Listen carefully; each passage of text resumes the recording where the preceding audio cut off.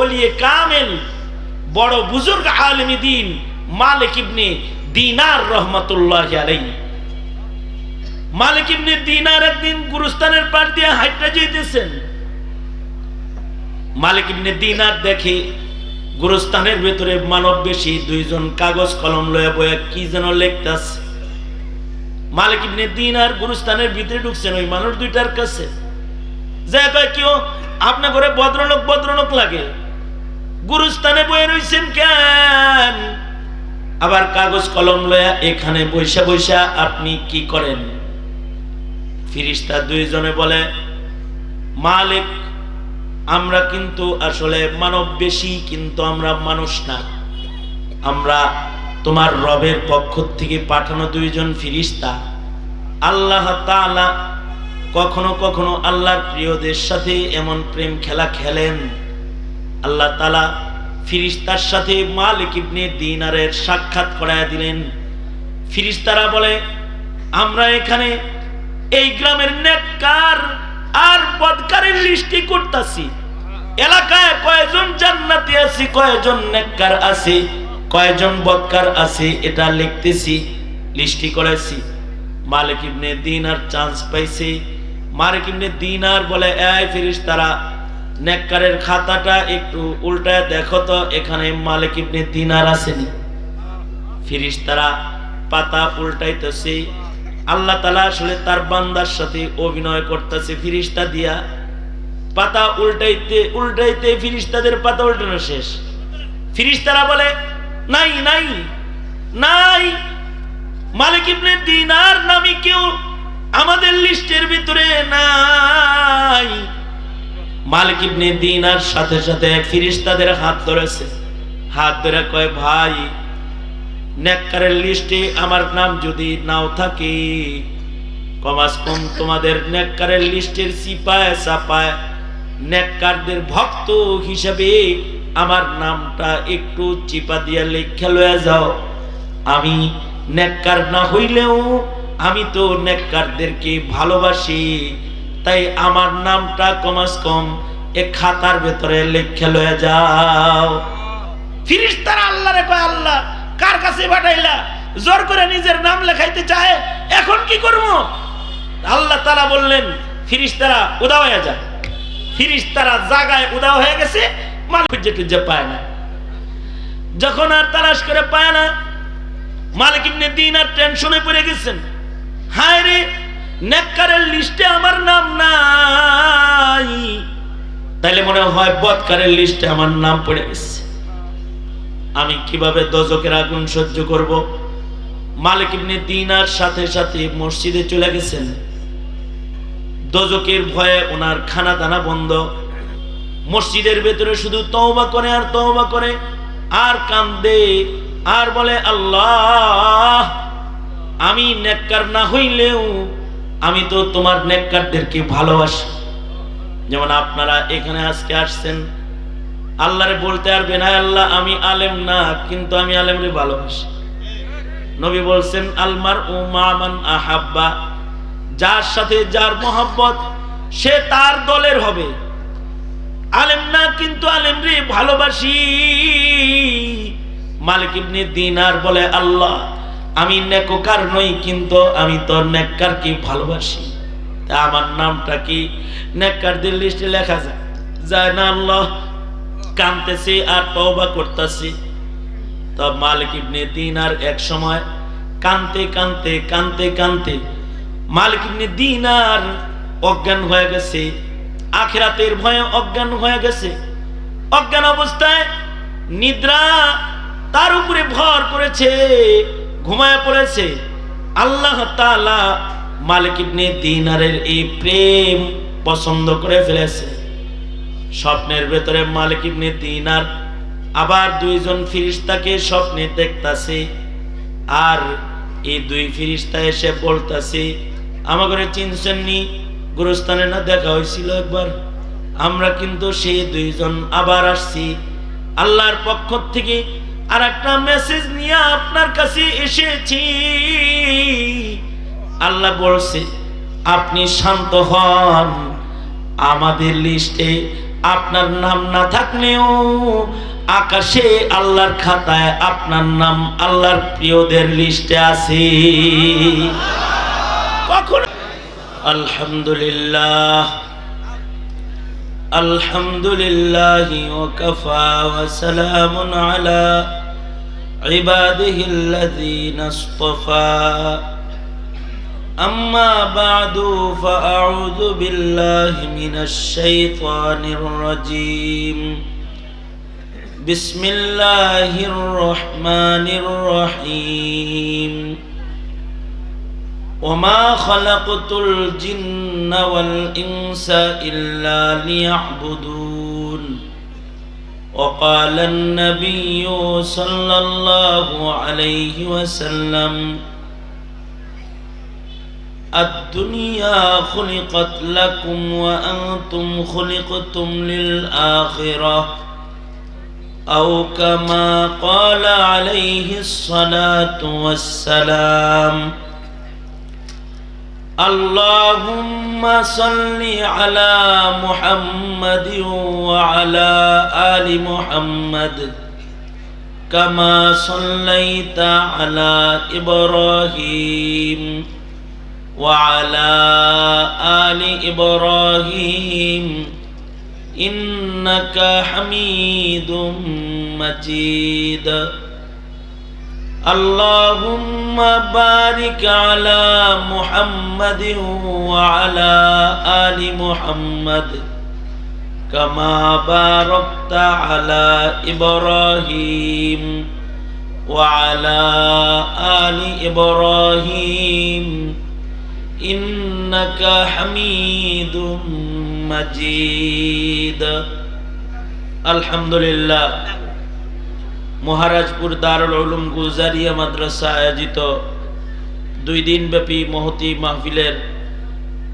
আজকের দ্বিতীয় রজনী মোহতারাম সভাপতি, উপস্থিত হযরত বুজুর্গ উলামায়ে কেরাম, সম্মুখপানে সমবেত দিন প্রিয়, ইসলাম প্রিয়, দিনদার ইমানদার মুমিন মুসলমান ভাইরা, বুড়া বাবারা, যুবক ভাইরা, পর্দার আড়ালের মা বোনেরা, বিশ্বজগতের মালিক, বিশ্ব প্রতিপালকের বিশ্ব দরবারে কালিমাতুর শকর যে মহান রব্বুল আলামিন অত্যন্ত দয়া করে, মায়া করে, ভালোবেসে রহমতি বরকতি জান্নাতের টুকরা বাগানে উম্মতের ওলামায়ে দ্বীনদের সোহবতে আল্লাহ তাআলা আমাদেরকে দাওয়াত ও তাবলীগের নিসবতে দ্বীনি মজলিসে হাজিরা দেওয়ার, আসার বসার তৌফিক যে মহান রব্বুল আলামিন দান করেছেন, তার দরবারে শুকরগুজার হই, কালিমাতুর শুকর পড়ি, শুকরিয়া আদায় করি, জবান খুলে ভক্তি ভরে সমস্বরে আওয়াজ করে মহাব্বতে একযোগে একসাথে সকলে মিলে বলুন আলহামদুলিল্লাহ। এত সময় পর্যন্ত এলাকার আলোচিত আলেমে দ্বীন হযরতুল আল্লাম মাওলানা নাসিরউদ্দিন যুক্তিবাদী দামাত বরকাতুহুম গুরুত্বপূর্ণ নসিহা আপনাদেরকে করেছেন। আমিও বসে পড়েছি, আর আমার পরপরই আরেকজন সুপরিচিত মেহমান মুফতি রাফি বিন মুনির, যুবকদের আইডল, সে আসছে। আমার পরপরই তিনিও বসে যাবে। কিছু সময় আপনাদের সামনে কিছু কথা বলবার ইরাদায় আমি বসে গেছি। বরকতের নিয়তে আয়াত হাদিস আপনাদের সামনে পেশ করেছি। এগুলোকে সামনে করে একটি সবক আপনাদের সাথে তাকরার করার ইরাদা। আল্লাহ তাআলা কিছু মুফিদ কথা, উপকারী কথা আপনাদের কানে পৌঁছানোর তৌফিক দান করেন।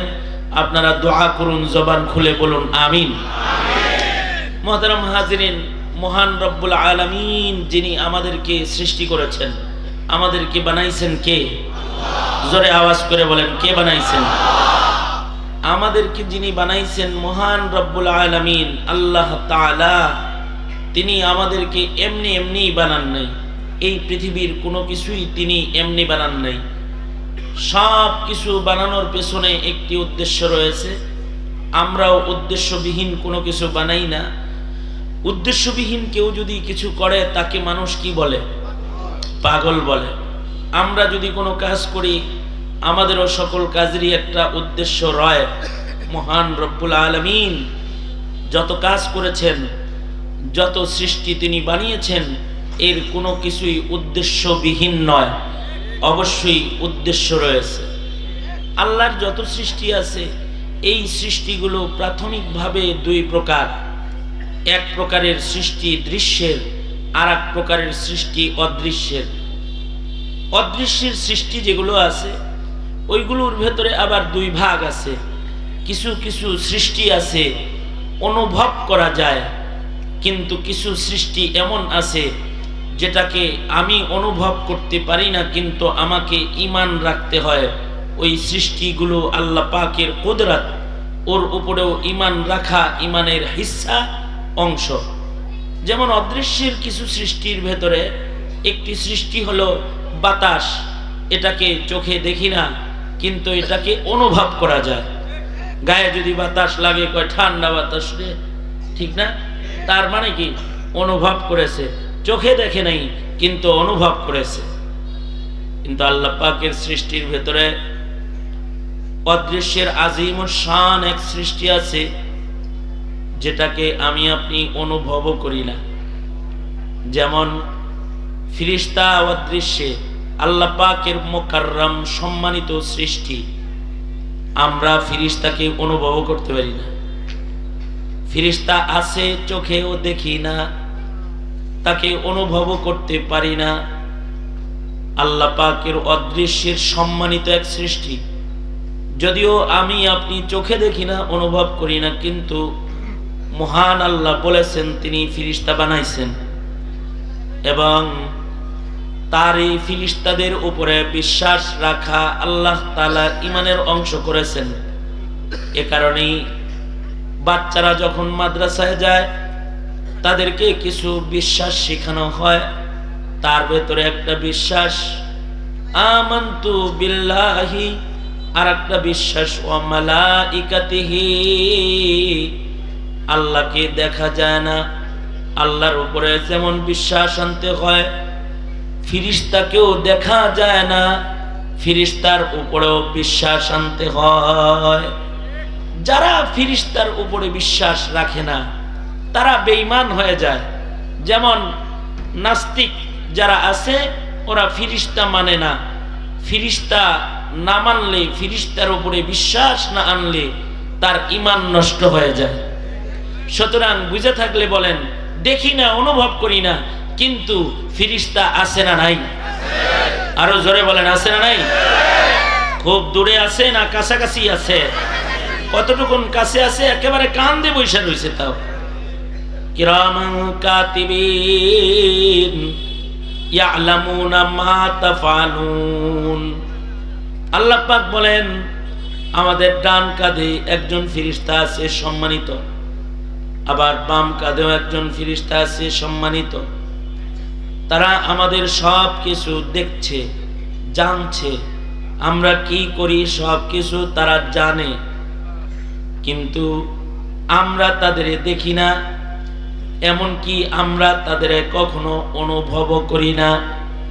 আমাদের কাঁধে বসে বসে সব লিখতেছে, আমলনামা প্রস্তুত করতেছে। বাম কাঁধে বসে আমলনামা লিখতেছে, ডান কাঁধে বসে আমলনামা লিখতেছে, কিন্তু আমরা এটাকে অনুভব করতে পারি না। চর্ম চোখেও আমরা দেখি না, কখনো তাদের সাথে আমরা মুখোমুখিও হই না। আশ্চর্য, মুখোমুখি কেন হই না? আল্লাহ তাদেরকে কারোর মুখোমুখি হওয়ার অনুমতি প্রদান করেন নাই। দুনিয়ার সিসি ক্যামেরা চোখে দেখি তাই কিছু ভয় পাই। ফিরিস্তা আছে, আল্লাহ বলে দিছে, ক্যামেরাম্যান এরা সব ক্যামেরা করতেছে, কিন্তু আল্লাহর কথা যদি কেউ বিশ্বাস না করে তাহলে তার ঈমান নষ্ট হয়। আর যদি সতর্ক না চলে তাহলে সে দোজখে যাওয়ার কর্মকাণ্ডে লিপ্ত হয়, ঠিক কিনা?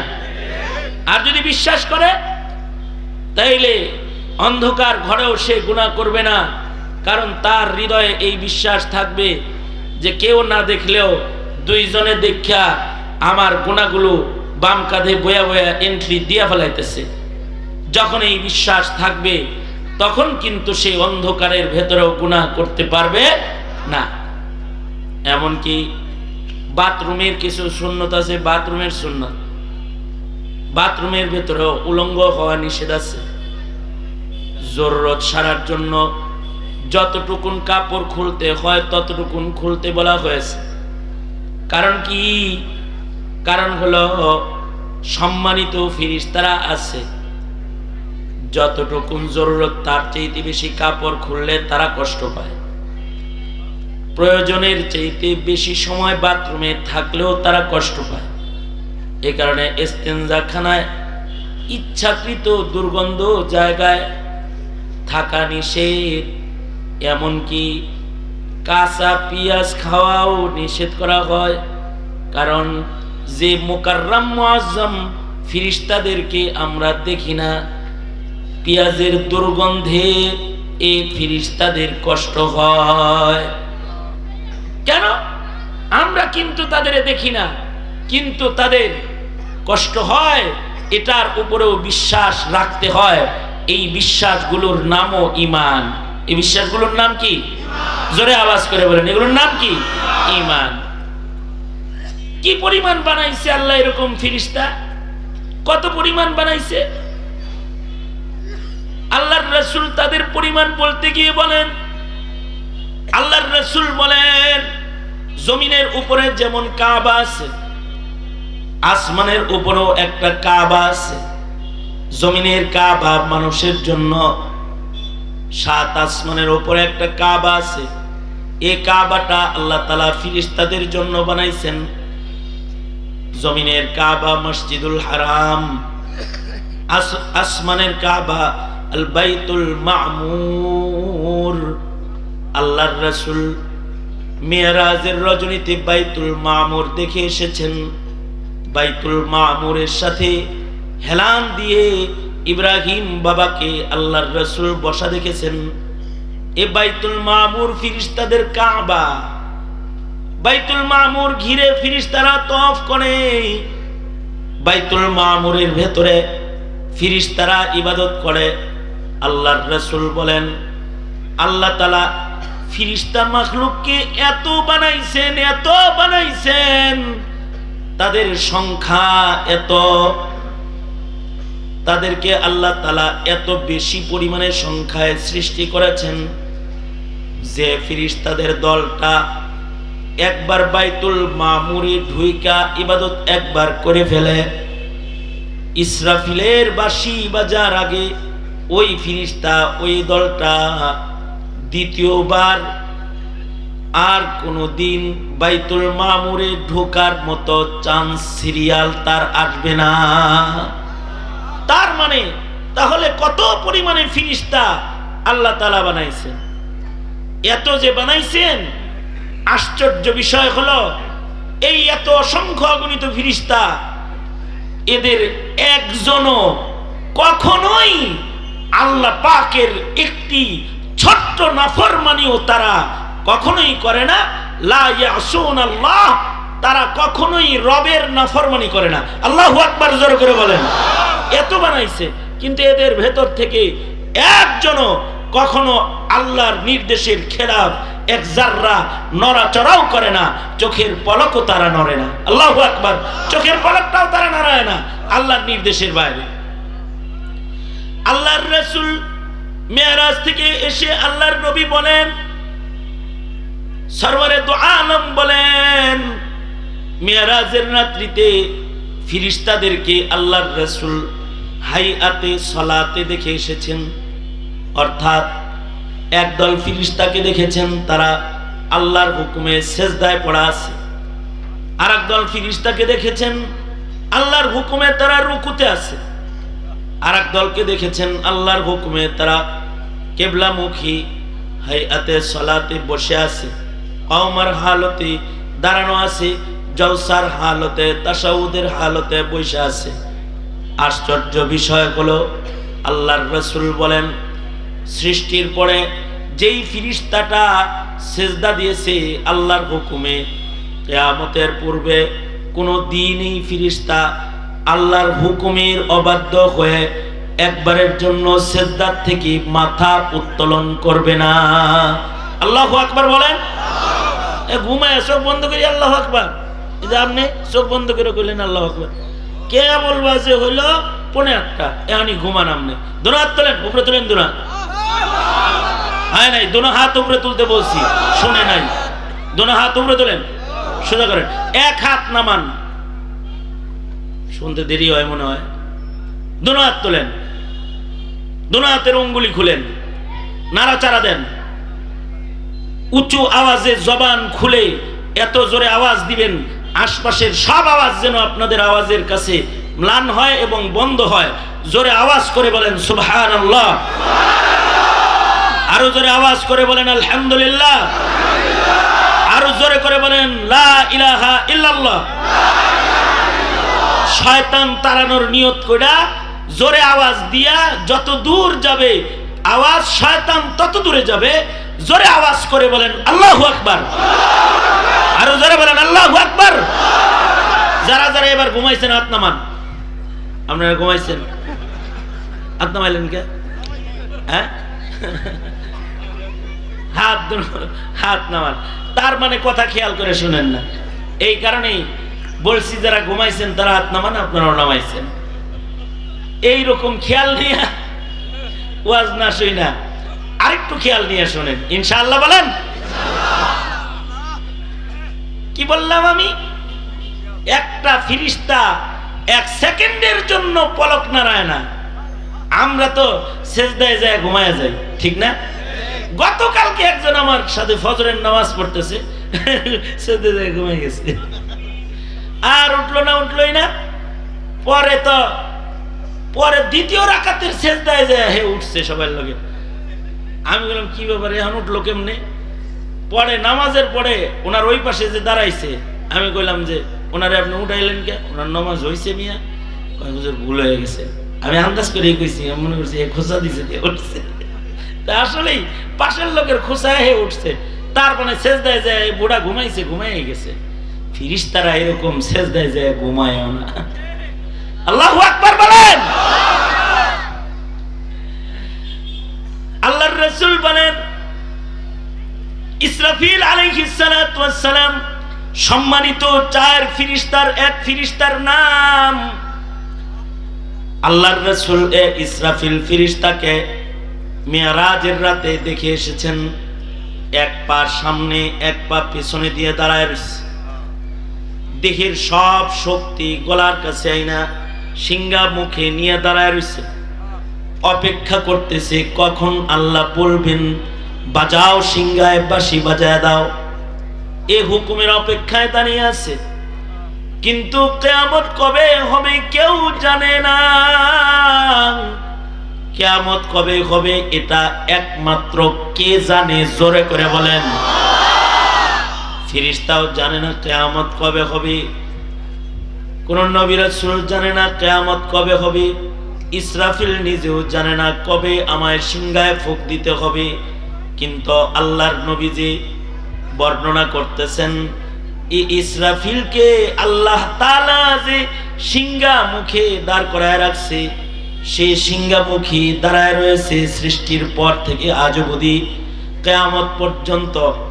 এভাবেই দাঁড়ায় থাকবে যতক্ষণ না পর্যন্ত আল্লাহ পাক তাকে সিংহায় ফু দেওয়ার নির্দেশ না করবে। তার আগ পর্যন্ত কোনোদিন তার বসার ইচ্ছাও জাগ্রত হবে না, সিংহা মুখ থেকে নামানোর ইচ্ছাও জাগ্রত হবে না। যেভাবে আল্লাহ দাঁড় করায় রাখছেন এইভাবেই কিয়ামত পর্যন্ত দাঁড়ায় থাকবে। এক সেকেন্ডের জন্য আল্লাহর অবাধ্য সে হবে না।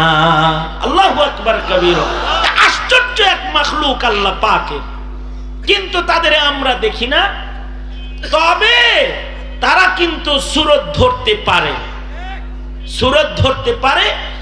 নিজের ইচ্ছায় তারা সূরত আকৃতি ধারণ করে না। আল্লাহ যাকে যখন যে আকৃতি ধরতে বলেন কখনো কখনো সে আকৃতিতে তারা হাজির হয়ে যান। যেমন বদরে ঘোড়সওয়ার মুজাহিদের বেশে হাজির হয়ে তারা যুদ্ধ করেছে। আল্লাহু আকবার বলেন। যেমন আল্লাহর রাসূলের সামনে ফেরেশতা জিবরাইল মানব আকৃতিতে পরিচিত সাহাবীদের আকৃতিতে এসে বসে থাকতেন। আল্লাহু আকবার। সাহাবীর আকৃতিতে বসে থাকতো। যেমন হযরত ইব্রাহিম আলাইহিস সালাতু ওয়াস সালামের দস্তরখানে মানুষের আকৃতিতে এসে আল্লাহর বন্ধুরে খানা খাওয়াইতে মানুষের আকৃতি ধরে খাইতে বসে গেছে। নির্দেশ ছিল কার? জোরে বলেন।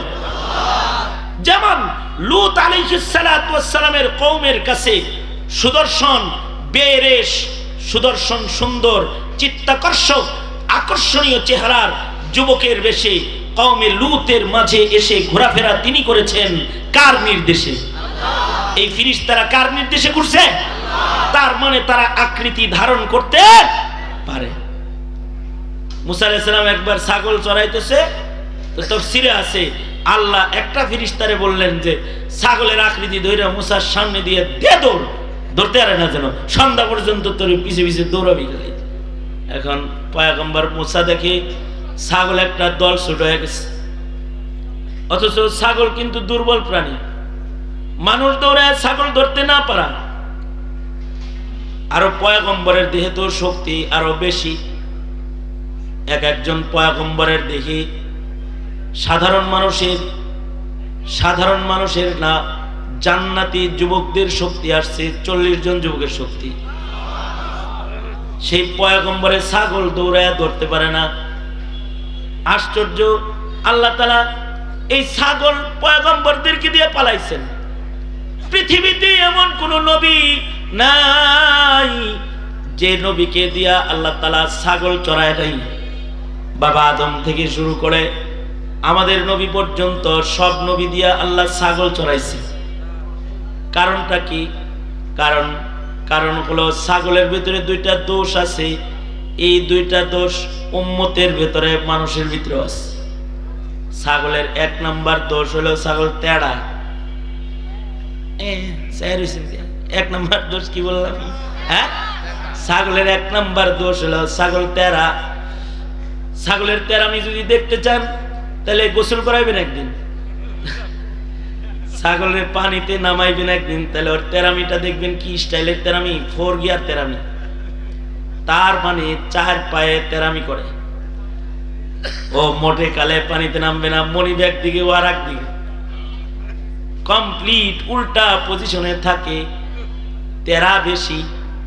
এ কারণে মানুষও কিন্তু তেরা খুব বেশি। জান না হাসিনা কি তেরা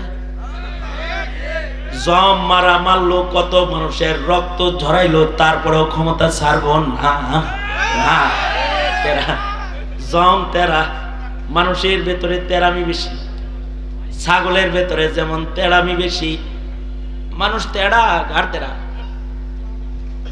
ছাগলের সাথে মানুষের আর একটা মিল, ছাগল বড় দুর্বল, বাপ ধরে সবল, আসলে দুর্বল। বাপ ধরে হলো লাভ দিয়ে উপরে উঠে ডিগবাজি মানে মনে হয় যে গুতা দিয়ে মারা লাগবে, অ্যাকশন পজিশন। বাপ ধরে দেহে অনেক শক্তি, কিন্তু অঙ্গুলি পিঠের ভিতরে রাখলে নড়াচড়া করতে পারে না। 1 কেজি বোঝা ছাগল বহন করতে পারে না। শক্তিশালী রাম ছাগলের পিঠের উপরেও বোঝা চড়ায় দিলে হাঁটতে পারবে না, দুর্বল। এক তো তেরা, তারপরে আবার দুর্বল। মানুষ যতই তেরা হয় এক সময় তার দুর্বলতা প্রকাশ পায়। মানুষ সবল না দুর্বল? জোরে আওয়াজ করে বলেন, সবল না দুর্বল? মুতে ধরলেই বোঝা যায় সবল না দুর্বল। আর হাগা হইলে তো আরো বোঝা যায়, যদি খালি ডাইরেক্ট হয়ে যায়, ঠিক না? সবল না দুর্বল বোঝা যায়।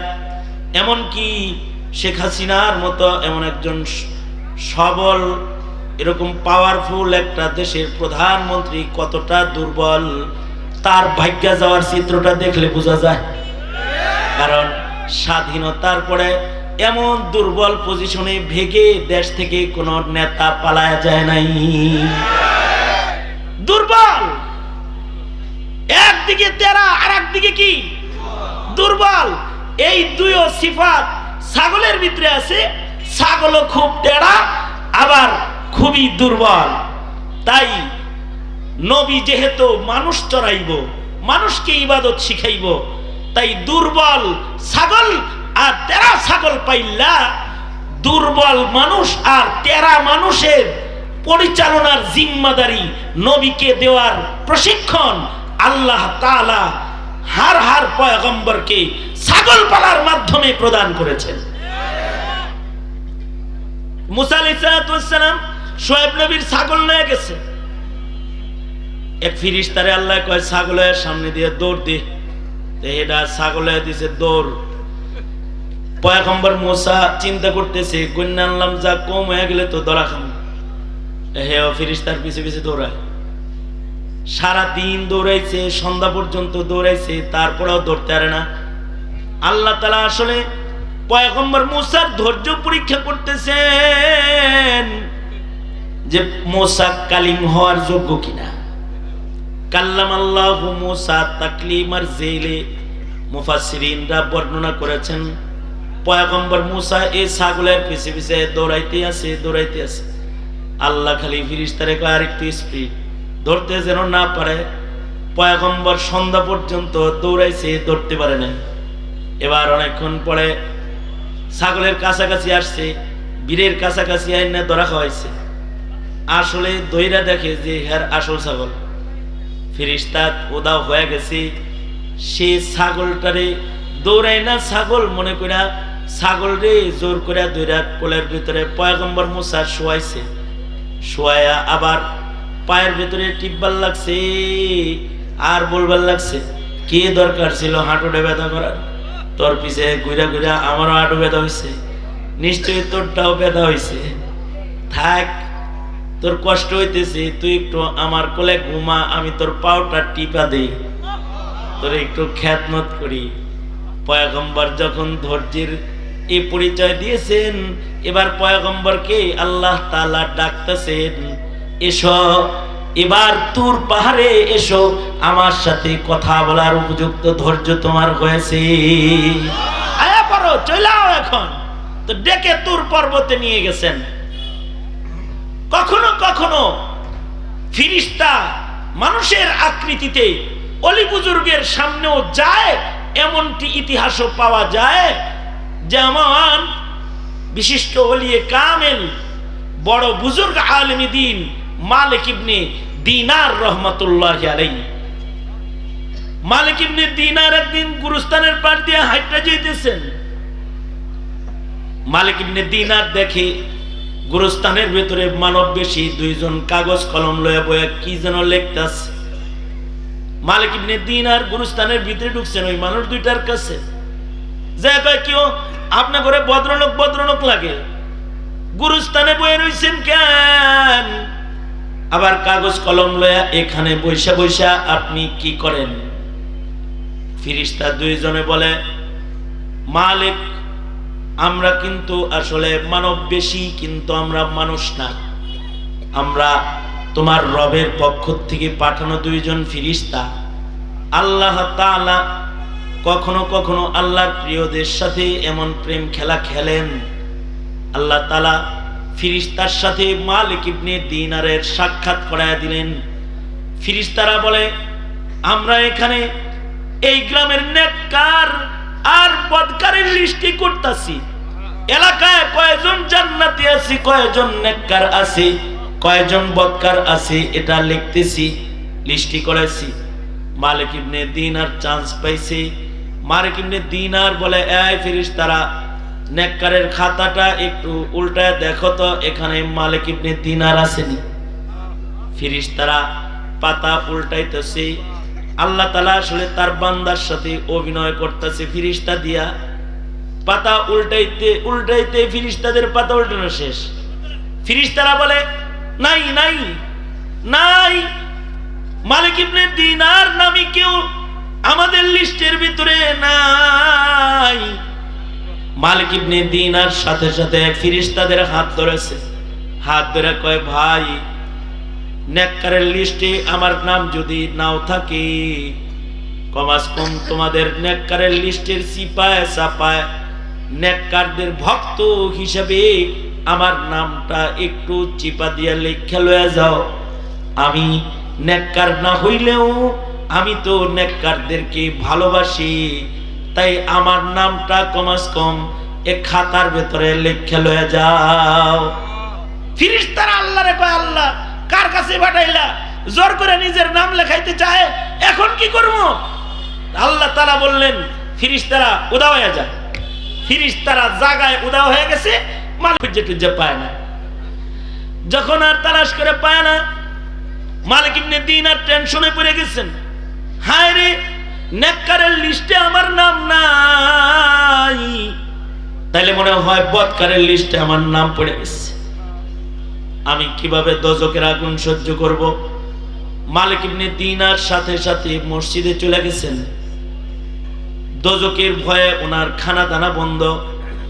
মসজিদের ভেতরে শুধু তওবা করে আর তওবা করে, আর কান্দে, আর বলে, আল্লাহ, আমি নেককার না হইলেও আমি তো তোমার নেককারদেরকে ভালোবাসি। যেমন আপনারা এখানে আজকে আসছেন, আল্লাহরে বলতে পারবেন, হায় আল্লাহ, আমি আলেম না, কিন্তু আমি আলেমরে ভালোবাসি। নবী বলছেন, আলমার ও মান আহাব্বা, যার সাথে যার মহব্বত সে তার দলের হবে। আলেম না, কিন্তু আলেমরে ভালোবাসি। মালিক ইবনে দিনার বলে, আল্লাহ, আমি নেককার নই, কিন্তু আমি তো নেককারকে ভালোবাসি। তা আমার নামটা কি নেককারদের লিস্টে লেখা যায় না? আল্লাহ কাঁদতেছে আর তওবা করতেছে। তো মালিক ইবনে দিনার এক সময় কাঁদতে কাঁদতে কাঁদতে কাঁদতে মালিক ইবনে দিনার অজ্ঞান হয়ে গেছে, আখিরাতের ভয়ে অজ্ঞান হয়ে গেছে। অজ্ঞান অবস্থায় নিদ্রা তার উপরে ভর করেছে, ঘুমায় পড়েছে। আল্লাহ তাআলা মালিক ইবনে দিনারের এই প্রেম পছন্দ করে ফেলেছে। স্বপ্নের ভেতরে মালিক ইবনে দিনার আবার দুইজন ফেরেশতাকে স্বপ্নে দেখতাছে, আর এই দুই ফেরেশতা এসে বলতাছে, আমাকে চিনছেন নি? গুরুস্থানে না দেখা হয়েছিল একবার? আমরা কিন্তু সেই দুইজন আবার আসছি, আল্লাহর পক্ষ থেকে আর একটা মেসেজ নিয়ে আপনার কাছে এসেছি। আল্লাহ বলছে, আপনি শান্ত হন, আমাদের লিস্টে আপনার নাম না থাকলেও আকাশে আল্লাহর খাতায় আপনার নাম আল্লাহর প্রিয়দের লিস্টে আছে। কখনো কখনো নেককারদের সাথেও আকস্মিক এরকম ফিরিস্তার মোলাকাত হয়, তবে আল্লাহ তাআলা যেই ফিরিস্তাকে আকৃতি ধরতে কয়, সেই ফিরিস্তা আকৃতি ধরে মোলাকাত করে কখনো কখনো। যেমন হযরত আজরাইল ইদ্রিস আলাইহিস সালাতু ওয়াস সালামের সাথে মোলাকাত করার অনুমতি প্রার্থনা করেছে আল্লাহ পাকের কাছে। আজরাইল কয়, আল্লাহ, আমার তো আপনার পয়গম্বর ইদ্রিসের সাথে একটু কথা কইতে মনে চায়, দেখা করতে মনে চায়। পয়গম্বর ইদ্রিসের সামনে মানব বেশে হযরত আজরাইল আলাইহিস সালাম তিনি চলে গেছেন, কথোপকথন হয়ে গেছে। আল্লাহ তাআলা এই ফেরেশতাদেরকে যদি কোন আকৃতি ধরতে বলে, তাইলে তারা আকৃতি ধরে। এজাজত বিহীন কোন ফেরেশতা আকৃতি ধরে মানুষের সামনে কখনো হাজির হয় না। কিন্তু অদৃশ্যে আল্লাহ পাকের আরেকটা সম্মানিত সৃষ্টি আছে, এদেরকেও আমরা চোখে দেখি না, অনুভবও করতে পারি না যে তারা আমাদের কাছে আছে না নাই, অনুভবও আমরা করতে পারি না। ফেরেশতা যেমন সত্য, অদৃশ্যের এই জাতিরাও সত্য। ফেরেশতাকে আল্লাহ তাআলা নূর থেকে বানাইছেন, আর অদৃশ্যের এই সম্মানিত জাতিকে আল্লাহ তাআলা আগুন থেকে তৈরি করেছেন। তারা হলো জিন সম্প্রদায়, তারাও অদৃশ্যে চলে, আমরা তাদেরকে চর্ম চোখে দেখি না, এবং তারা নিজেরা আমাদেরকে অনুভব না করাইলে আমরা তাদের অনুভবও করতে পারি না। তবে জিনও আছে, জিনরাও আল্লাহ পাকের সম্মানিত সৃষ্টি। জিন আর ফেরেশতার ভিতরে যে সকল ব্যবধান, তার ভিতরে একটা ব্যবধান, জিন আগুন দিয়ে তৈরি, ফেরেশতা নূর দিয়ে তৈরি। জিনদের জন্ম মৃত্যু দুনিয়াতে আছে, ফেরেশতাদের জন্ম মৃত্যু নেই। একবারে আল্লাহ তাদের বানাইছে, নতুন নতুন জন্মায় না এক ফেরেশতার পেট থেকে আর এক ফেরেশতা, কিন্তু এক জিন থেকে আর এক জিন জন্মায়। জিনদের আর একটা বৈশিষ্ট্য, মরণ পর্যন্ত তাদের যৌবন তাদের দেহে বিদ্যমান থাকে। জিনদের আরেকটা বৈশিষ্ট্য, ইয়াতাশাক্কালু বিআশকালিম মুখতালিফাতিন, আল্লাহ পাকের অনুমতি ছাড়াও তারা নিজেরা নিজের ইচ্ছায় বিভিন্ন আকৃতি ধারণ করতে পারে। মনে চাইছে সাপ হয়ে গেছে, মনে চাইছে মানুষের আকৃতি ধরছে, মনে চাইছে কুকুরের আকৃতি ধরছে। যখন যে আকৃতি ধরতে মনে চায় সে আকৃতি ধারণ করার ক্ষমতা আল্লাহ তাআলা জিন্নাতদেরকে বিশেষভাবে দান করেছেন। এ কারণেই জিনদেরকে আল্লাহ তাআলা যখন তখন যেমন তেমন আকৃতি ধারণ করতে তাদেরকে আবার মানাও করেছেন। জিনরা বিভিন্ন আকৃতি ধরতে পারে, কিন্তু তাদের আকৃতি ধরা মানা আছে। মনে চাইলেই ধৈর না যেন তেন আকৃতি। এই কারণে আল্লাহর রাসূল সাল্লাল্লাহু আলাইহি ওয়াসাল্লাম জিনদেরকে বলেছেন, তোমরা যখন তখন যেমন তেমন আকৃতি ধারণ করবা না। মনে মনে ভাবতে পারেন নবীজি জিনকে একথা কেন বলল? তাহলে সুস্পষ্ট করা দরকার, জিনরাও তো ইবাদতের জন্য সৃষ্টি। জিনদেরকেও আল্লাহ তাআলা শরীয়তের মুকাল্লাফ বানিয়েছেন, শরীয়তের বাধ্যবাধকতা জিনদেরকেও আল্লাহ তাআলা দান করেছেন, ইনসানকেও দান করেছেন। কিন্তু আল্লাহ তাআলা জিনের চাইতে মানুষকে অধিক সম্মানিত করে বানিয়েছেন বিধায় নবী রাসূল জিনের ভেতরে দেন নাই, নবী পয়গম্বর মানুষের ভেতরে দান করেছেন।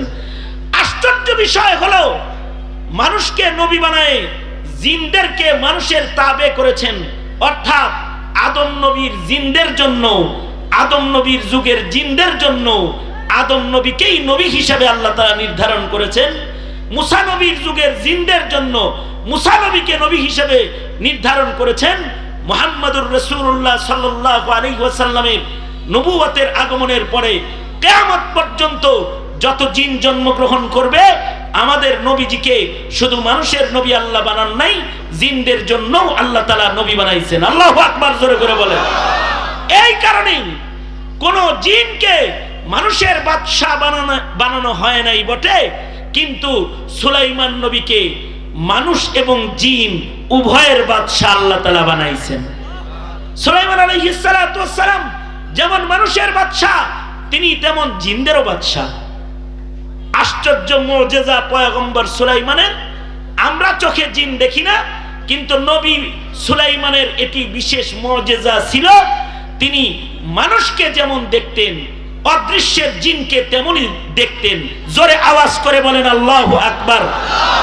আমাদের নবীজিও জিনদেরকে, অদৃশ্যের জিনকে দেখতেন। এমনকি এক জিনকে আল্লাহর রাসূল ধরেই ফেলেছেন। ধৈরা বলে, কিরে নামাজ পড়তেছি ডিস্টার্ব দেস কেন? ইচ্ছা করলে তোরে আমি শাস্তি দিতে পারি, ইচ্ছা করলে মসজিদে নববীর খুঁটির সাথে তোকে বেঁধে রাখতে পারি, কিন্তু ছাইরা দিলাম, প্রভাব খাটাইলাম না। কারণ এই বাদশাহী আমার ভাই সুলাইমান আল্লাহর কাছ থেকে চায়া নিছে, তাই তোর কাছে আমি হদ্দারি দেখাইলাম না, ছেড়ে দিলাম। তবে ভবিষ্যতে কখনো আমার সাথে এমনটি করবি না। আল্লাহর রাসূল জিনদেরকে দেখতেন। জিনেরাও নবীজির কাছে আসতো। একবার আল্লাহর রাসূল মক্কাতুল মুকাররমাতে কোরআনে কারীমের তিলাওয়াত করতেছেন ফজরের নামাজে। জিন্নাতরা নবীজির পাশ দিয়ে দল ধরে যাচ্ছে আর তিলাওয়াত শুনে আল্লাহর রাসূল কোরআন পড়তেছে। নবীর মুখের তিলাওয়াত শুনে জিনেরাও নবীজির পাশে হাজির হয়ে গেছে এবং এই জিনেরা দল ধরে আল্লাহর রাসূলের কাছে কালেমা পড়া মুসলমান হয়ে গেছে। তারা নবীজির কাছে কোরআন শিখেছে। শুধু শিখেই শেষ করে নাই, তাবলীগের জিম্মাদারি নিয়ে তারা জামাত বন্দী হইয়া নিজের গোত্রের কাছে চলে গেছে। যায়া বলতেছে, এখন আর তাওরাত মানলে চলবে না, এখন আর জাবুর ইনজিল মানলে চলবে না। ইন্না সামি'না কুরআনান আজাবা, আমরা কিন্তু আশ্চর্য কোরআন মক্কায় শুনে এসেছি।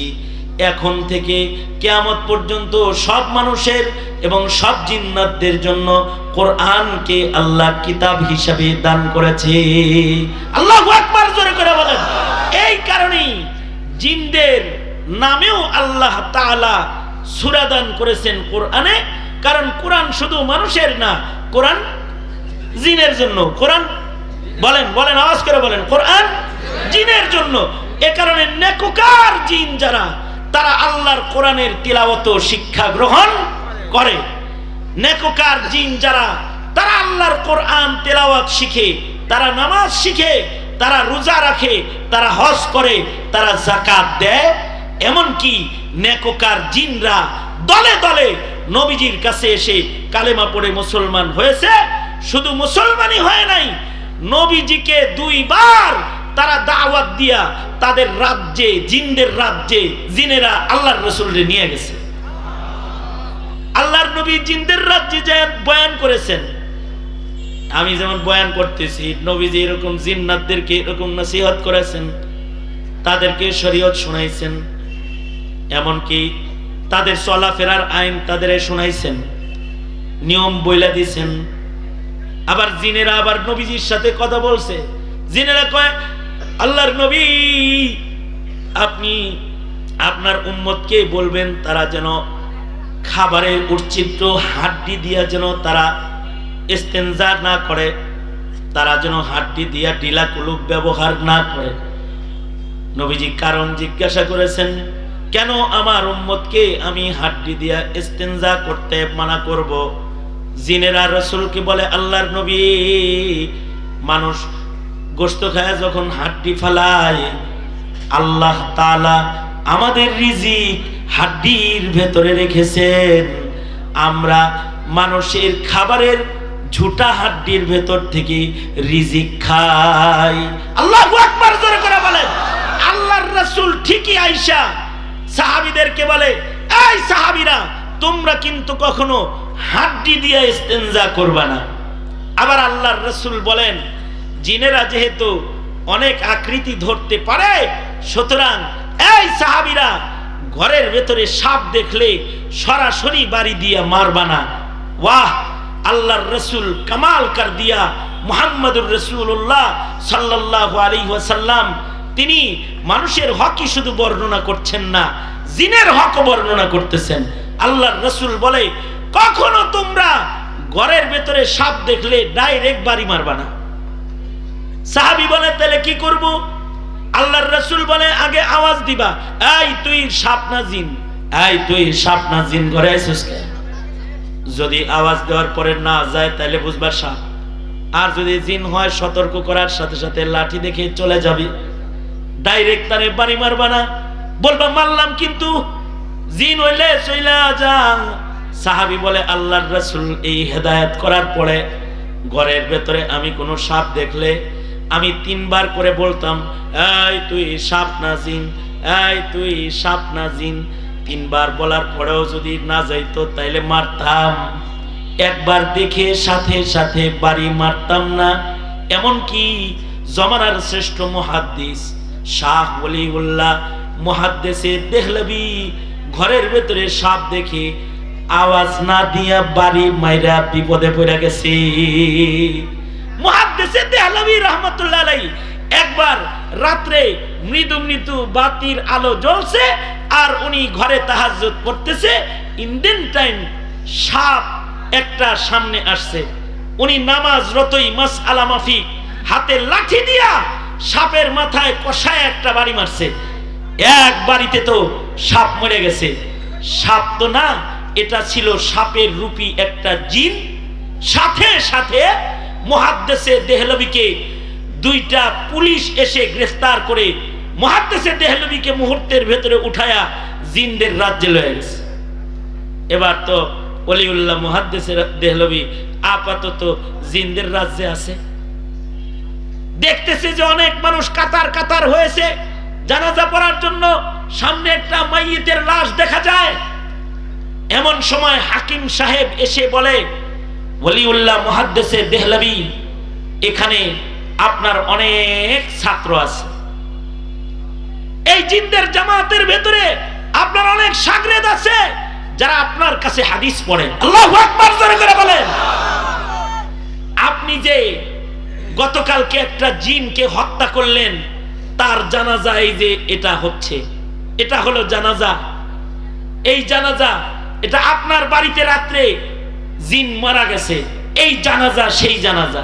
কিন্তু আফসোসের বিষয় হলো মুহাদ্দিসে দেহলভী, আমাদের ভাই জিনটারে যে বাড়ি দিয়ে আপনি মারলেন, আল্লাহর কাছে কি বলবেন? মুহাদ্দিসে দেহলভী বলে, আমি তো সাপ মারছি, জিন মারি নাই। তো হাকিম সাহেব বলে, না, ওইটা সাপ রূপী বাচ্চা জিন।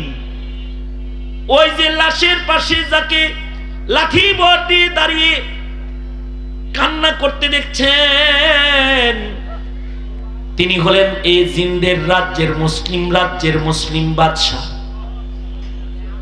এই বাদশাহ তার প্রত্যেকটা সন্তানকে আপনার কাছে হাদিস পড়ার জন্য পাঠায়। ওইটা তার ছোট সন্তান, যাকে আপনার কাছে নবীর হাদিস শিখার জন্য উনি পাঠাইছে। কিন্তু আপনি দুষ্টামি করে আপনার সামনে সে সাপের আকৃতিতে আসছে, আর আপনি কিনা তাকে বাড়ি দিয়ে মারলেন। মুহাদ্দিসে দেহলভী, সমস্যা হলো তুমি যেমন মুসলমান, আমরা সবাই এখানে আমরাও মুসলমান। তুমি যেমন মুমিন, আমরাও মুমিন। যার সন্তান মারা গেছে সেও মুমিন, যে মারা গেছে সেও মুমিন। তালিবুল ইলম, হাসরের মাঠে যদি আল্লাহ তোমারে জিগায় মুমিন জিনকে মারলি কেন, বিচার হইলে তুমি কি জবাব দিবে?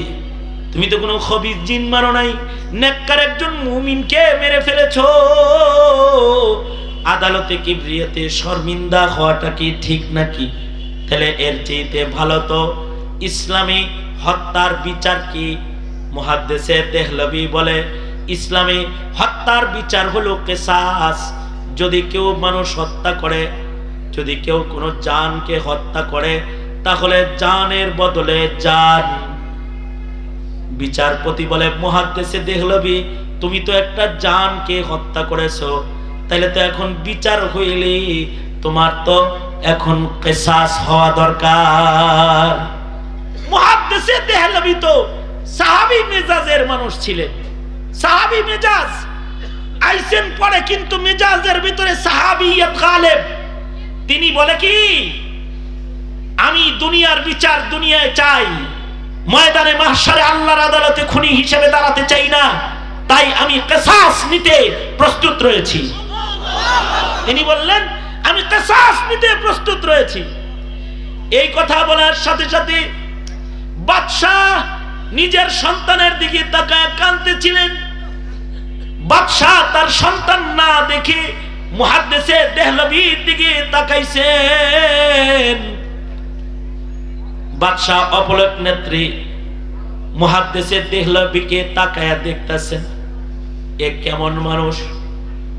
দুনিয়ার অপরাধ আখিরাতে নিবার চায় না, দুনিয়ার অপরাধের সাজা দুনিয়ায় লইবার চায়।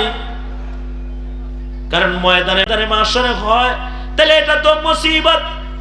হিসাব নিলে হিসাব দিয়ে জান্নাতে যাওয়ার ক্ষমতা আমাদের নাই। মুহাদ্দিসে দেহলভী বলে, হিসাব দিয়া জান্নাতে যাওয়ার ক্ষমতা নাই। আমি একটা জিনকে হত্যা করেছি, এটার কিসাস বিচার আমার উপরে প্রয়োগ করা হোক। ফাঁক দিয়ে একটা কথা বলি, জিন হত্যার যদি বিচার হয়, মানুষ হত্যার বিচার নাই নাকি? জিনের দাম বেশি না মানুষের দাম বেশি? এই জোরে বলেন, জিনের দাম বেশি না মানুষের দাম বেশি? ফিরিস্তার দাম বেশি না মুমিনের দাম বেশি? সাধারণ মুমিনের দাম ফিরিস্তার চাইতে বেশি, জিনের চাইতে মানুষের দাম বেশি। জিন মারলে যদি বিচারের মুখোমুখি হয়, তাহলে যারা মুমিন মারে তাদের বিচার হবে না নাই? আরে মুমিন না, যদি শাপলা চত্বরে কেউ তলবে ইলিম মারে, হাফেজে কোরআন মারে, আলেম মারে, তার বিচার হবে না নাই? বাংলার রাজপথে যদি ছাত্র জনতার উপরে পাখির মতো কেউ গুলি ছুড়ে, তার বিচার হবে না নাই? হাজার হাজার মায়ের কোল যারা খালি করেছে, তাদের বিচার হবে কি হবে না? বিচার আছে না নাই? বিচার আছে না নাই জোরে বলেন, বিচার আছে না নাই জোরে বলেন।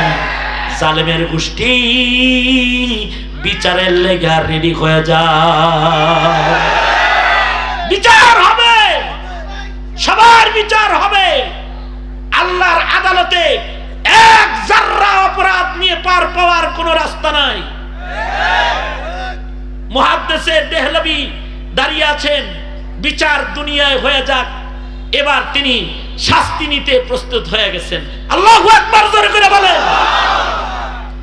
কিন্তু আশ্চর্য বিষয় হলো এই জিনদের বিচারের এজলাসের ভিতরে একজন বয়োবৃদ্ধ জিন লাফ দিয়ে দাঁড়ায় গেছে। দাঁড়ায় বলে, এই বিচারপতি কার বিচার করো? আল্লাহু আকবার জোরে করে বলেন। এই বিচারপতি কার বিচার করো? এটা ওলির বেটার বিচার করতেছো, মুহাদ্দিসে দেহলভীর বিচার করতে চাও, কার বিচার করতে চাও তুমি? সামিয়াতু আনিন নবী সাল্লাল্লাহু আলাইহি ওয়াসাল্লাম, এই জিনটা বলতেছে আমি আল্লাহর রাসূলের মুখ থেকে নিজের কানে শুনছি, নবীজি হিদায়াত করেছে আমাদেরকে, আমি সামনে বসা ছিলাম, আমি নবীর মুখের নসিহা নিজের কানে শুনেছি। আল্লাহর রাসূল আমাদেরকে নসিহত করে বলেছেন, জিনেরা তোমরা যখন তখন যেমন তেমন আকৃতি ধারণ করো না, কিন্তু তোমরা আকৃতি পাল্টানোর কারণে তোমাদেরকে না চিনে কেউ যদি হত্যা করে, তাইলে কিন্তু এটা দুর্ঘটনা হিসেবে গণনা হবে, সেটা হত্যা হিসেবে গণনা হবে না। তোমার এই জিন সাপের আকৃতি ধরছে কেন? মানুষের আকৃতি ধরে পড়তে পারলো না ওলিউল্লাহর কাছে? সাপ হয়ে সামনে গেছে কেন? সাপ হয়ে গেছে বিদায় তো বাড়ি মেরেছে। সাবধান, যদি মুসলমান হও, নবীর হাদিস শোনায়েছি, এটার উপরে তোমরা ঈমান আনো হে জিন কাফেলা। সাহাবী জিন দ্বারায় একথা বলার সাথে সাথে বাদশাহ সাথে সাথে বলতেছে, বিচারপতি সাবধান, আর কথা বলবা না। সোনার পালকিতে চড়ায়া মুহাদ্দিসে দেহলভীকে তার বাড়িতে দিয়ে আসো। ওলিউল্লাহ মুহাদ্দিসে দেহলভীকে সোনার পালকিতে চড়ায়া বাড়ি দিয়ে গেছে। জিনেরা আকৃতি ধরতে পারে, কিন্তু যেন তেন আকৃতি ধরা বৈধ নয়। আমি আমার এত সময়ের আলোচনার ভেতরে একটি কথা স্পষ্ট করার চেষ্টা করেছি, যে জিন খালি শয়তানি না, ইবলিসই না, জিনের ভেতরে সাহাবীও আছে, জিনের ভেতরে ওলিও আছে, জিনের ভেতরে হাফেজে কোরআনও আছে, জিনের ভেতরে মুফতি সাহেবও আছে, জিনের ভেতরে মুহাদ্দিসও আছে, জিনের ভেতরে আবেদে খাস আল্লাহর প্রিয় বান্দা বান্দিও আছে। জোরে আওয়াজ করে বলেন আল্লাহু আকবার কাবীরা। নেককার জিনও আছে, জিনের ভেতরে যেমন শয়তানও আছে, নেককারও আছে। মনে রাখবে, মানুষের ভেতরেও নেককারও আছে, শয়তানও। জোরে বলেন, আরো জোরে আওয়াজ করে বলেন। বরঞ্চ মানুষের ভেতরে তিন প্রকার আছে। এক প্রকার মানুষ হলো এরা আল্লাহর পছন্দের মানুষ, আর এক প্রকারের মানুষ হলো দেখতে হাইওয়ান ইনসান, কিন্তু স্বভাব চরিত্র হাইওয়ান। হাইওয়ানের যেমন কোনো শরীয়ত নাই, কিছু মানুষ আছে ওগর হালাল হারামের কোনো শরীয়ত নাই। ঠিক কিনা? জোরে আওয়াজ করে বলেন। হাইওয়ানের যেমন বিবাহ শাদী নাই, যত্র তত্র যৌনাচার। কিছু কিছু পুরুষ আছে ওদের বিয়ে শাদী লাগে না, সাগর পারে যৌনাচার, খোলা আকাশের নিচে যৌনাচার, রাস্তাঘাটে দাঁড়িয়ে যৌনাচার। ঠিক কিনা? জোরে আওয়াজ করে বলেন। এগুলো দেখতে ইনসান, প্রকৃতপক্ষে ওরা ইনসান নয়, ওরা আকাশে হলো হাইওয়ান। ওরা কি? জোরে আওয়াজ করে বলেন, হাইওয়ান। আর যদি মানুষের ভেতরে কোনো মানুষের ঈমানও না থাকে, তাহলে এই মানুষটা কখনো কখনো শুধু হাইওয়ান না, এটা হয়ে যায় ইবলিস শয়তানের চাইতেও ভয়ঙ্কর শয়তান। তখন ইবলিস শয়তানও যা করে নাই, এ মানুষ শয়তানে তা করে। ইবলিস শয়তান খোদা দাবি করে নাই, ইবলিস শয়তান নবী দাবি করে নাই, ইবলিস শয়তান ইমাম মাহদি দাবি করে নাই। কিন্তু মানুষ এত বড় শয়তান, সে খোদা দাবি করেছে, সে নবী দাবি করেছে, ইমাম মাহদি দাবি করেছে। ওলি দাবি করে, ওলি দাবি করে, ওলি দাবি করে, বুজুর্গ দাবি করে, হাজ্ঞা সুচে না, দিলাকুলু ব্যবহার করে না, আর বুজুর্গ হয়ে মাজার বানায় শুয়ে পড়ে। কত বড় শয়তান, ঠিক কিনা? জোরে আওয়াজ করে বলেন। দেখতো তো ইনসান, কিন্তু এটা ভয়ঙ্কর শয়তানের চাইতেও বড় শয়তান। এই কারণেই জিন শয়তান থেকে যেমন নিজেকে বাঁচাইতে হয়, মানুষ শয়তান থেকেও বাঁচাইতে হয়। কোরআনে কারীমের শেষ সূরায় আল্লাহ বলে মিনাল জিন্নাতি ওয়ান নাস, জিন শয়তান থেকেও বাঁচা, মানুষ শয়তান থেকেও বাঁচা। এখন তুমি কি মানুষ শয়তান হবে নাকি আল্লাহর পছন্দের মানুষ বান্দা হবে? যদি তুমি আল্লাহর পছন্দের বান্দা মানুষ হতে চাও, তাহলে শরীয়তের বাইরে চলে আল্লাহর বান্দা হওয়ার কোনো রাস্তা খোলা নাই। ওমা খালাকাতুল জিন্না ওয়াল ইনসা ইল্লা লিয়াবুদুন, ইবাদতের যে উদ্দেশ্যে তোমাকে বানিয়েছে, সে উদ্দেশ্যকে বাস্তবায়ন না করে তুমি মানুষ হওয়ার কোনো লাইন নাই। আওয়াজ করে জোরে বলেন, আরো জোরে আওয়াজ করে বলেন। তাহলে এবার বুঝে থাকলে বলুন, মানুষ হিসেবে ইবাদত করতে হবে না ছাড়তে হবে, নামাজ পড়তে হবে না ছাড়তে হবে, রোজার মাসের রোজা করতে হবে না ছাড়তে হবে, ওয়াজ মাহফিল বর্জন করতে হবে নাকি শুনতে হবে, আলেম ওলামাকে ডিনাই করতে হবে না মানতে হবে, কোরআন হাদিস ছাড়তে হবে না মানতে হবে? জোরে বলেন। তাই যদি হয়, তাহলে আল্লাহর গোলাম হইতে, এই ইবাদতের জিন্দেগি গ্রহণ করতে তৈয়ার আছেন না নাই? তৈয়ার আছেন না নাই? তাহলে ওয়াদা করুন, হে আল্লাহ, ওয়াদা করিতেছি আর কোনদিন নামাজ ছাড়ব না, রমজানের রোজা নষ্ট করব না। হে আল্লাহ, ওয়াদা করিতেছি আর কোনদিন ইসলামের উল্টা চলব না, আর কোনদিন আলেমদেরকে গালি দিব না। জোরে বলেন, আরো জোরে বলেন, আরো জোরে বলেন।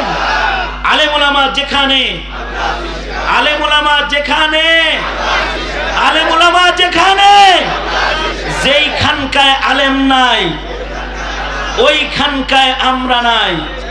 যেই তাবলিগে আলেম নাই, ভালো করে বলেন, এমনি এমনি বলেন, যেই তাবলিগে আলেম নাই, যেই তাবলিগের সাথে উলামায়ে কেরাম নাই, যেই খানকায় উলামায়ে কেরাম নাই, এমনকি যেই রাজনীতির সমর্থনে আলেম সমাজ নাই, লাথি মারি ওই রাজনীতির কপালে, লাথি মারি ওই রাজনীতির কপালে। যেই রাজনীতিকে উলামায়ে কেরাম সমর্থন করবে না, লাথি মারি ওই রাজনীতিকে।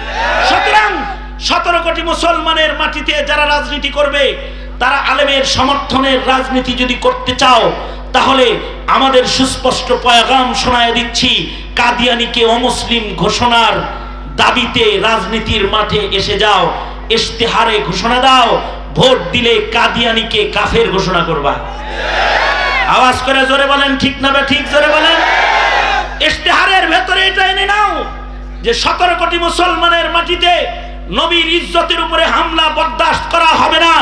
যারা নবীর ইজ্জতে হামলা করবে তাদের ফাঁসি হবে, কারণ নাস্তিক মুরতাদের ফাঁসি চাই, ফাঁসি ফাঁসি ফাঁসি চাই, নাস্তিক মুরতাদের ফাঁসি চাই। কোরআন সুন্নাহকে অবহেলার নজরে দেখলে সেই রাজনীতির দলকে আমরা সমর্থন করতে পারি না, যেই রাজনীতি নাস্তিকদেরকে প্রমোট করবে আর আলেমদেরকে জেলখানায় তালাবদ্ধ করবে, ফাঁসির রশিতে ঝুলাবে, অত্যাচার নির্যাতনের স্টিম রোলার তাদের উপরে চালাবে, লাথি মারি ওই রাজনীতির কপালে। জোরে আওয়াজ করে বলেন। সেই রাজনীতিকে সমর্থন করি না। মুসলিম হিসাবে যেই রাজনীতি আলেম নির্যাতন করে, যেই রাজনীতি ইসলাম নিধন করে, যেই রাজনীতি ইসলামকে সম্মান করে, যেই রাজনীতি নাস্তিক মুরতাদ বেঈমান কাদিয়ানীকে সমর্থন করে, লাথি মারি ওই রাজনীতির কপালে, বর্জন করি ওই রাজনীতির স্লোগান দাতা নেতাকে। ঠিক কিনা? জোরে আওয়াজ করে বলেন। কারণ আমি মুসলমান। কারণ কি? জোরে আওয়াজ করে বলেন, আরো জোরে আওয়াজ করে বলেন। কারণ কি? আমি মুসলমান, ঠিক কিনা জোরে বলেন।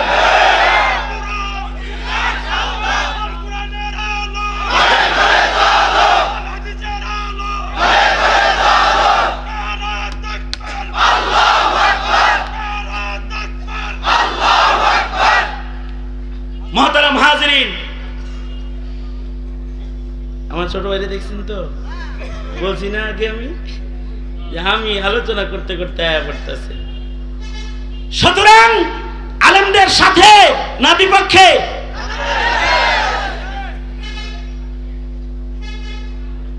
আমার দুলাভাইয়ের চাহিদা হলো যে মাদ্রাসার কিছু কালেকশন 5 মিনিটে করা হোক। ঠিকই 5 মিনিট, বেশি না। আমি আগেই গড়ি দরজকে তুই, আমি আপনাদের কাছে বেশি না, 30 পারা কোরআন বরাবর কোরআনের ঘর করার জন্য মায়ের নামে 15,000 টাকা, বাবার নামে 15,000 টাকা, 30,000 টাকা দিবেন নির্মাণ খাতে। আপনার এই টাকা খরচ করা হবে। একজন আল্লাহর বান্দার নাম লেখাইতে চাই, কার নাম লেখাবো? একটু হাতটা তুলবেন। মায়ের নামে 15,000, বাবার নামে 15,000, 30 পারা বরাবর, 30 পারা কোরআন বরাবর 30,000। কে? ফয়সাল বেগ 50,000 টাকা। ছায়া ঠকছি। ফয়সাল বেগ 50,000 টাকা। চিল্লা এখন মারহাবা। আরেকটু আস্তে করে এখন মারহাবা, আরো আস্তে করে বলেন মারহাবা। তাহলে 30,000 কে দিবেন ভাই? ওটা তো 50-এ গেছে গা। 30,000 দেবে রাকিব মুন্সি 30,000 টাকা। রাকিব মুন্সি 30,000 টাকা। চিল্লায় বলেন মারহাবা। 30,000 টাকার জোড়া লাগবো একটা। হাবিব মুন্সি 30,000 টাকা। হাবিব মুন্সি 30,000 টাকা। তাইলে সবচেয়ে ভালো হয় 3 নাম্বারটা দিয়ে দিলে দোয়া করব, আশিকে কোরআন উসমানের সাথে আল্লাহ জান্নাত দান করে। সৈয়দ আলী হায়দার, মাওলানা সৈয়দ আলী হায়দার সাহেব 30,000 টাকা। সৈয়দ আলী হায়দার সাহেব 30,000 টাকা। আপনারা আস্তে করে কোন মারহাবা। না না না, জোরে হয়ে গেছে, জোরে হয়ে গেছে। আরেকটু আস্তে বলেন, আরেকটু আস্তে করে বলেন মারহাবা। এই শুনেন, 4 নাম্বার, নবীর আহলে বাইতের সাথে আল্লাহ জান্নাত দান করে। 30 পারা কোরআনের শাফাআত আল্লাহ নসিব করে। মাথার কাছে কোরআনকে পাহারাদার হিসেবে কবরে আল্লাহ দান করে। মায়ের নামে 15, বাবার নামে 15, হযরত আলীর নাম বরাবর। 4র্থ নাম্বার, কার নামটা লেখাবো? মেহেরবানি করে, দেরি না করে, জলদি করে একটু লেখায়া দেন। আমরা দোয়া করব আল্লাহ যেন জিন্দেগিতে বারাকা দান করে। কার নাম লেখাবো? কে নাই? এই 4 নাম্বার লোকটা, দেরি করেন না, 5 মিনিট কইছি না, কারণ রফি বিন মুনির সাহেবের জরুরত আছে, উনিও বেশি সময় থাকবেন। সুতরাং আগামী বছর 12 তারিখে আবার ওয়াজ হবে। তারিখ দিয়ে গেছে, আপনিও দিয়েছেন। আগামী বছর 12ই নভেম্বর ইনশাআল্লাহ মোলাকাত হবে। কিন্তু তার আগে এখন মায়ের নামে, বাবার নামে 30,000 টাকা দেওয়ার মতো 4র্থ নাম্বার কোন নবীর কান্ডারি, নবীর আশেক নাই? কার নাম লেখাইতে পারি ভাই? নাই? 3 বার বলবো।